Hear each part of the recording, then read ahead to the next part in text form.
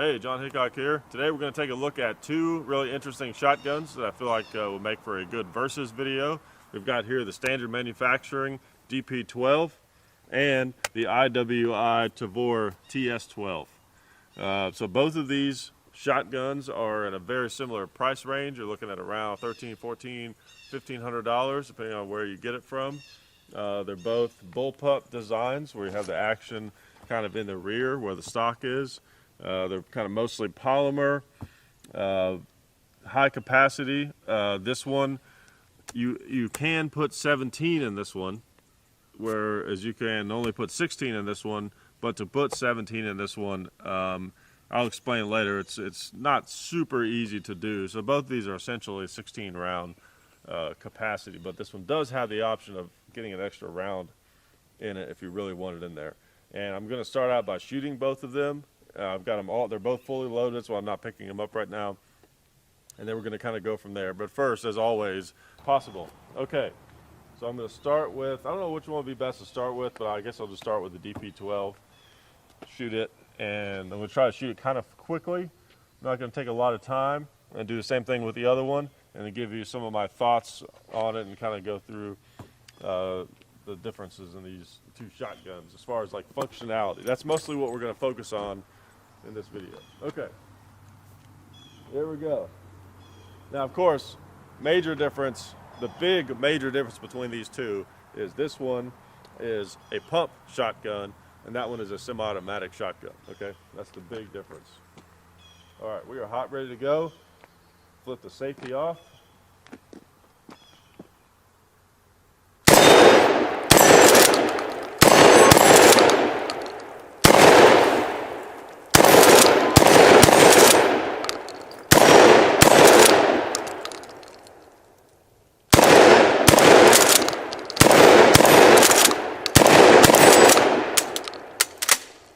All right, empty. 16 shots. All right, we've got 17 on the Tavor shotgun. Safety off. And again, this one's semi-automatic.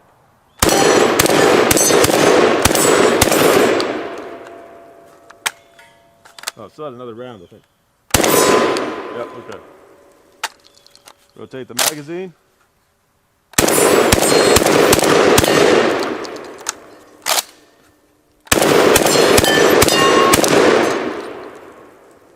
All right, empty. Okay, so first of all, let's start with just kind of the basic operational differences. It sounded very fancy and tactical. Before I get into kind of my opinions here. So, pump shotgun, semi-automatic shotgun. So, on this you have two barrels, right? It is a pump action double barrel shotgun, which is very odd, but they did a good job designing it, and I think for the most part. So the way it works is loads from the rear back here, load it back there, and then each time you pump, you get 2 rounds, one in each chamber for each barrel, and then you have 2 trigger pulls, bam, bam, and then it releases the action. You can pump 2 more in, and you're ready to go. Now, if you fire the first one, and then you forget that you're shooting this unusual shotgun, you try to rack another one in, it won't do it. It won't move until you pull that trigger again, fire the next one, and then you're good to go. So that's how that one, that's kind of the basics of how that one operates. And there's safeties over here, sort of AR-15 style, basically.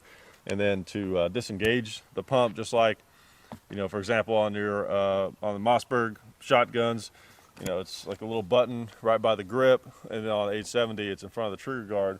To release the pump, you push this little thing right here, and of course that's only when you're not firing it, because if I fire it, it's free, of course, just like a regular shotgun. But if I just want to rack it open without pulling the trigger, push down right there, and that frees it. Okay, so that's kind of how that one works. Now this one is semi-automatic. It loads through the side here, so you can load on this side, load on that side, and then the way you rotate this magazine is you push up on this little lever right here, and then you can pull it this direction, or you can pull it back that direction.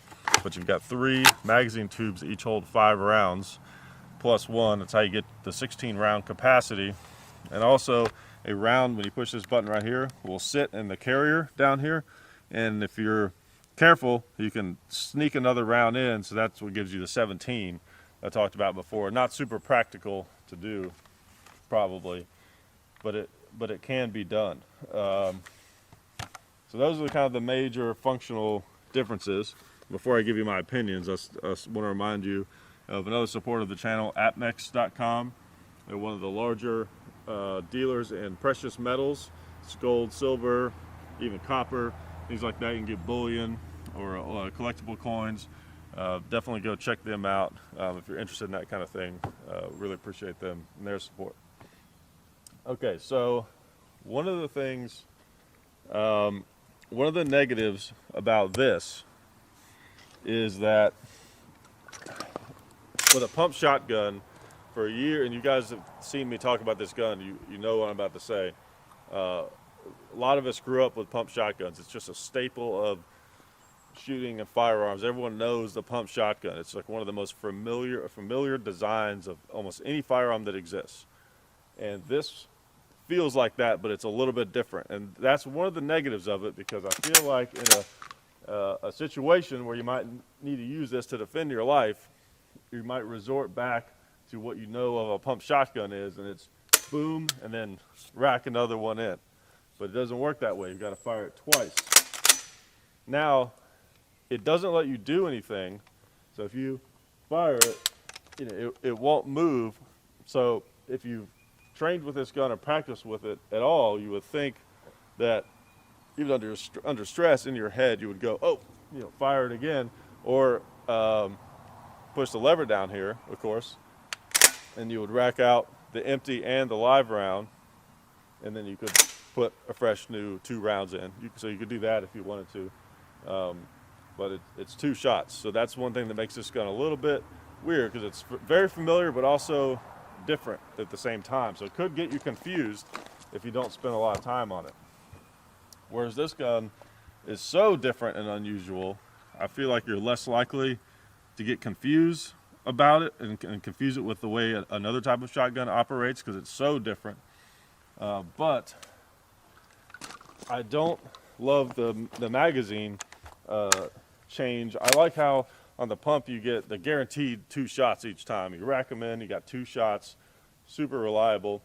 You know you got those 2 shots at least once you rack 2 more in.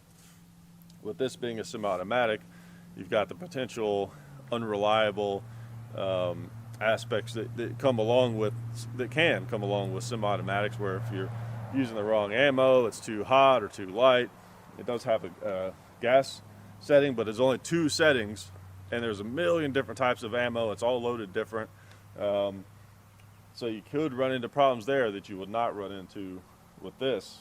But you do have, if you're using 2 3/4 shells, you've got 5 shots without having to do anything. Just boom, boom, boom, boom, boom. And then you've got to rotate that magazine, but it's a little awkward, because it's kind of hard to do in one motion without, because you kind of have to jerk the gun. I mean, I guess you practice it a lot, you could get better at it, but you kind of want to get pinched underneath there when you rotate it, so with your thumb, because the magazine has to rotate, and it's also your grip. So that's a little weird. I don't love that. But I will say this one is better when it comes to loading, because you've got the tubes right here on either side. So you can be shooting and you can top it off, and you still got maybe 2 or 3 rounds left in this magazine. You can rotate it over to a full mag, and you've got, let me show you a little demonstration here. So let's see, okay, I'll put 2 rounds in this tube. All right, let's say you're in that position, right? You've already fired the shotgun a few times. You fired it a bunch of times. Let's say, the infected is after you. You've taken out lots of the infected, and you're down to 2 rounds. You've got a magazine that's in the gun, with one round in the tube, one round in the chamber and another round in the tube, right? And you want to top it off, so you know they don't see you, they don't smell you. So you're loading this thing up, ready for more of them to come after you. And then what you can do, you've got those other tubes that you want to load as well. But what you can do is go ahead and rotate this one back over in line. So now you've got 5 rounds plus 1 at your disposal. You've got 6 rounds ready to go if the infected came out of the woods after you. And then meanwhile, you can be, you know, loading the other tubes while you're looking around and being alert. So the loading of this, I think, is definitely a big advantage over the DP-12. Let me go ahead and finish loading it while I'm talking about it. It's also got this cool little thing that sort of stops the shell right there, so you're not as likely to drop it. So let's rotate it around to the other tube. Let's see, I believe it's this one. That's another thing, be easy to kind of lose track. Yep, see, that was wrong. Back to that one. Yep. So keeping track of all these tubes, and you know, you could also conceivably put different loads in there. You know, if you have a really good memory, and you can kind of keep track of what you got and where it is and everything. So there could be some advantages there. All right, so we got round the chamber, safety's on. I'm gonna put it safely down here on the table. So the loading on this, the DP-12, is a little bit trickier because it doesn't allow you to hold the shotgun how you normally would, like this, and just pop some rounds in, or even, you know, with your left hand. If you're right-handed, you have to basically either turn it up, which you have to watch muzzle discipline. You don't want to point it even at the ground too close to you, and definitely don't want to point it at your feet. So you kind of have to turn it upside down like that, or try to grab it in some kind of weird way, you know, to load it. What I like to do is just go ahead and pop both shells in like that, and then grab it with my fingers and kind of stick them in. So it's a little more awkward to load, as you can see, just by me kind of fighting with it. The easiest thing is just put it on a table. You know, that's one way to do it, but that is the least tactical way you can hold a shotgun and load it. And it kind of needs to be aimed down. I mean, really, that's kind of the best way, but then it's harder to push the shells in. So that's one of the big disadvantages of this design, is the loading of it. But once you get this thing loaded, I feel more confident with it. I feel like it's going to be more reliable. And, you know, I like the idea that I'm in control of it. It's a pump. It's a little more streamlined. You don't have that awkward, you know, having to turn the magazine thing. You know, I feel like I can shoot it almost faster and more accurately. Let me finish loading it up and shoot them again. And then I don't want to keep you guys too long, but shoot them one more time and kind of give you some closing thoughts. You probably already guessed which one I'm going to choose, but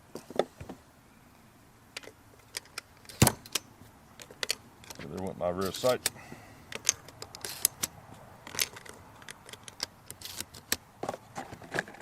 Well, bottom line, before I choose between these two guns and which one I would prefer, I will say you're really kind of better off with a standard pump shotgun or a semi-automatic that's reliable, like a really good, you know, Benelli or something like that. These high-capacity shotguns are cool, but you're doing a lot that really may not be that necessary, you know, to have a high-capacity shotgun, because shotguns are unique in that you don't necessarily need them to be high capacity, because they're so easy to top off and reload. And I don't know that there's a ton of situations where you're going to be a shotgun guy and need to be able to fire, you know, 15 rounds in a row. Really, if you feel like that's necessary, then maybe you should have a rifle instead of a shotgun. just kind of my thoughts on it. Okay, so I'm going to try to shoot these out as quickly as I can at one target, and then I'm going to do the same thing with that one, with the IWI TS12. We'll shoot the stop sign. Back up a little bit. All right, here we go.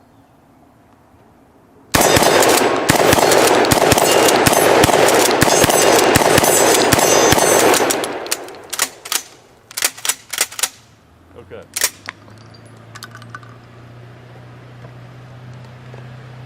Now I think I only did 14, and I've got I think maybe 16 in this one. It's not a timed thing. It's just I want you guys to kind of watch me shoot it and see how smooth or comfortable I look with it. That's kind of the main idea. All right, safety off.